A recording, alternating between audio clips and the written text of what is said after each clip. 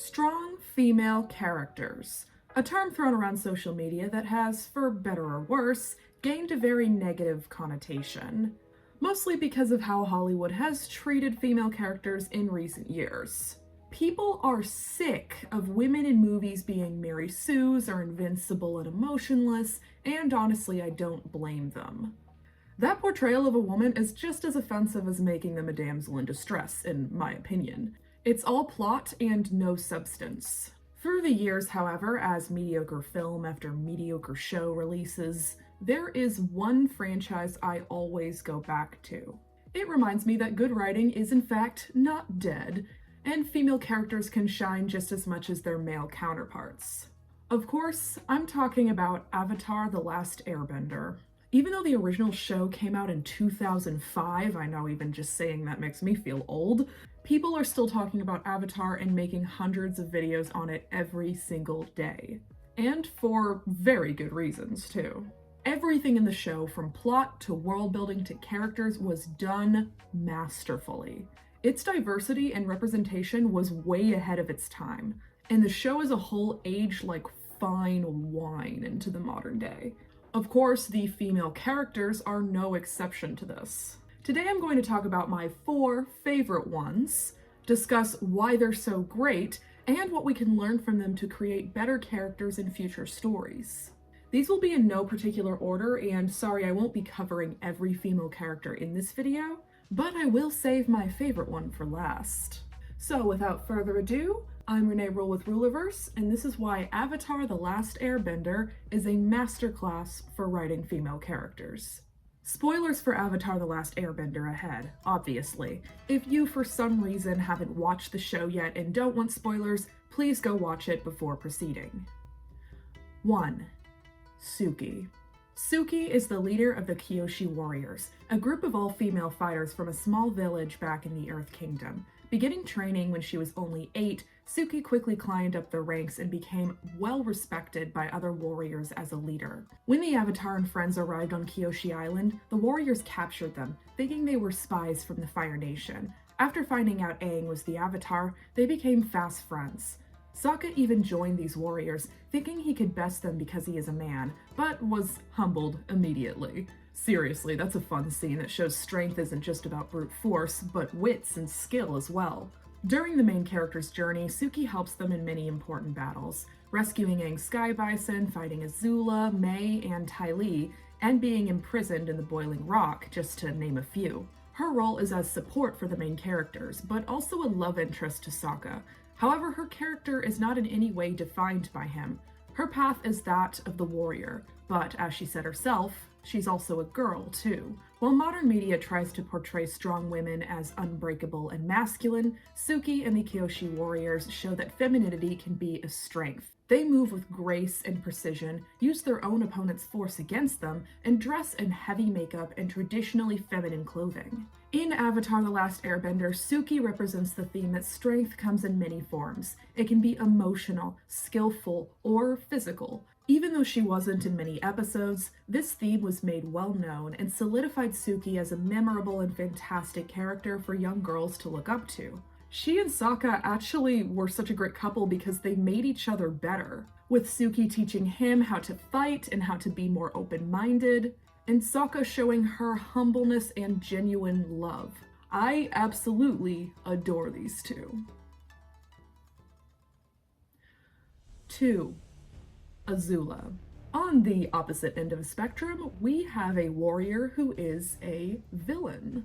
Being a princess of the Fire Nation, the talented and competent daughter of Fire Lord Ozai, Azula served as the main villain for most of the series. At first, she seems like a psychotic, one-dimensional character whose sole goal is to do evil because the Fire Nation is bad, but very quickly the show points out that there are layers to this conflict, as well as Azula's character.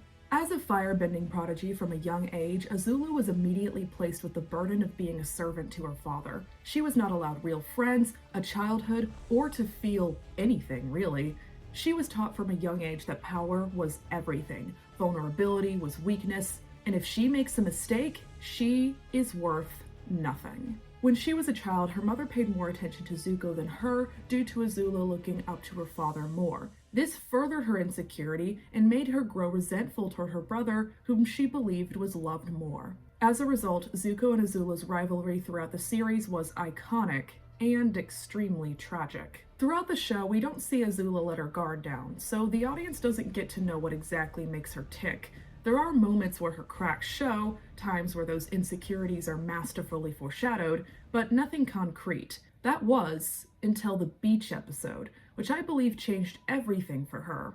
When Zuko, Azula, and friends take a vacation to the beach, we get to see who Azula really is and how her harsh upbringing has affected her. Her obsession with winning the volleyball match, her catastrophic failure to flirt with a guy she liked, and her later admission at the campfire that her mother saw her as a monster all paint a crystal clear picture of who she is.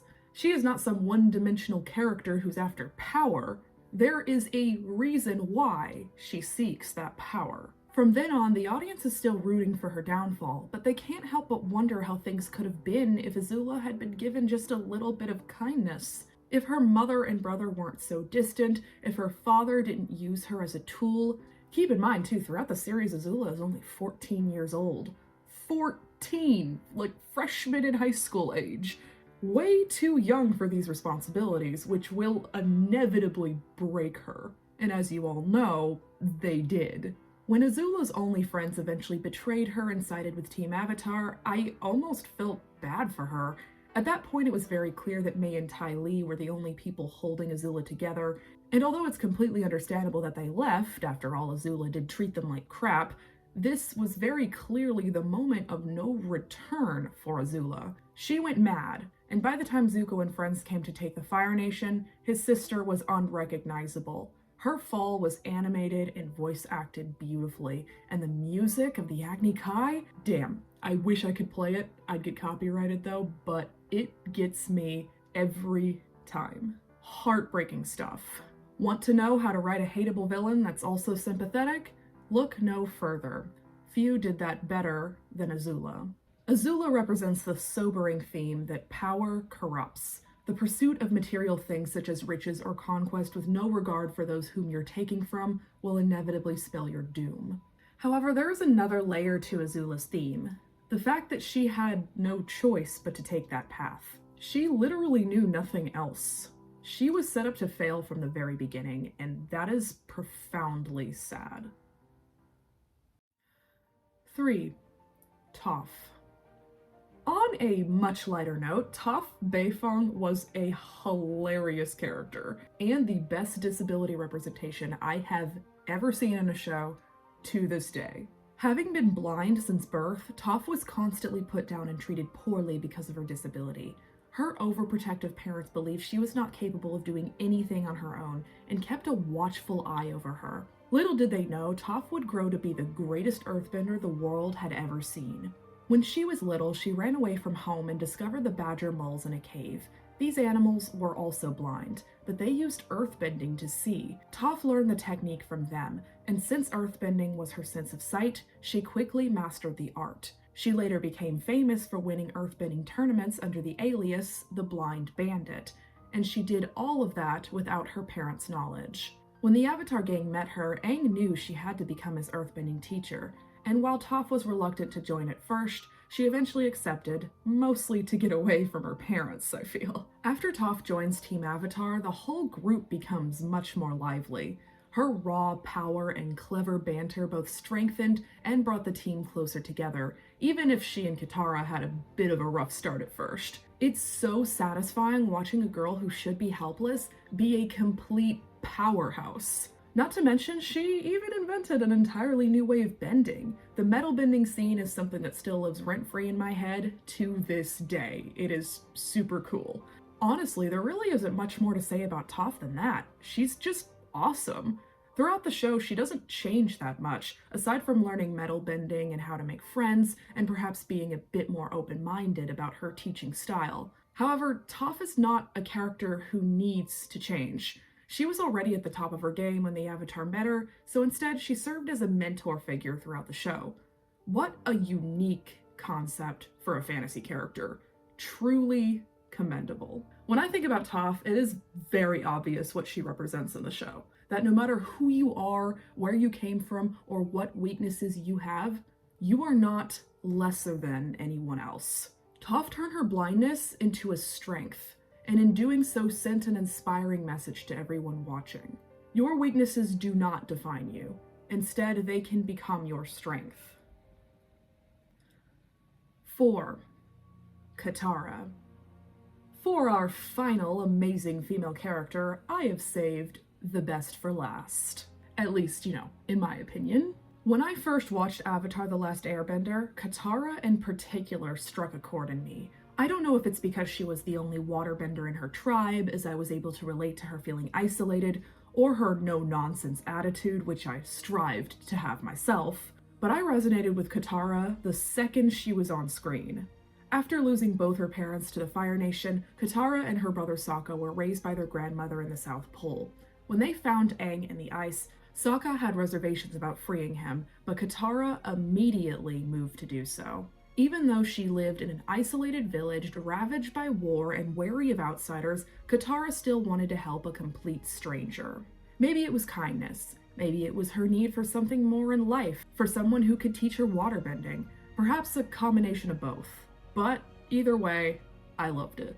As the show went on, though, it became clear that there was more to Katara than her kind nature and witty banter with her brother. Throughout their journey, the Avatar gang witnessed the effect war was having on their world, and as a result, Katara became darker. While the Avatar gang was generally optimistic and childlike at heart, Katara was the mother, the protector of the group. She took on the burden that came with seeing the world as it really is and keeping her friends safe from it. No scene illustrates this better than when Zuko came to join their team. He manages to win over most of them relatively quickly when he saves them from an assassin sent after them, but when Katara talks to him alone, things take a dark turn. She tells him in no uncertain terms that if he tries anything, if he ever changes his mind again and hurts her friends, she'll kill him.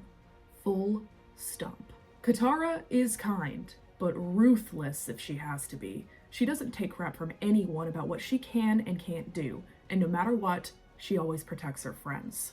Since I'm the oldest of 3, I had to take on a motherly role in my childhood too, so I can see why Katara was easily my favorite. Not to mention her arc in the show in handling sexism was done way better than modern media. It was short, not too preachy, and it showed, not told the audience, why the perspective that women can't learn to waterbend is wrong. Very simple, as it should be. After all, women are people, not props to be used in pushing a political agenda. The reason why Avatar still trumps modern storytelling by leaps and bounds, even to this day, is simple. The writers put great care into each and every character on screen, no matter their gender, and they made them fully fleshed out, three-dimensional characters with diverse backstories and interests. It really isn't rocket science writing a female character or any kind of character. All it takes is a bit of passion and a team of writers who care about how their story is perceived. I believe the problem with Hollywood and modern movies and TV shows isn't a lack of competence or even a need to push a political agenda, although I must admit that is a part of it, just not the main part. I think, frankly, they've just stopped caring. You get characters like Rey and Captain Marvel when you don't care, not when you work hard on something. Luckily, it's not all bad though. I've seen some newer shows and movies lately that are fantastic. I mean, look at K-pop Demon Hunters as a recent example. As long as there is storytelling, there will always be writers who care. But we need to support those people, not the ones pumping out barely digestible crap. That's how we'll see change, and how we'll see more good stories. If you stuck to the end of this video, thank you so much. You are now my favorite person. Comment down below who your favorite Avatar character was, even if I couldn't get to them in this video. And if you like this, I can make a part 2. In the meantime though, I hope I've inspired you, and I'll see you in the next video. Want a great story right now? My books are available. There's a free story and a higher quality paid one. The links will be in the description.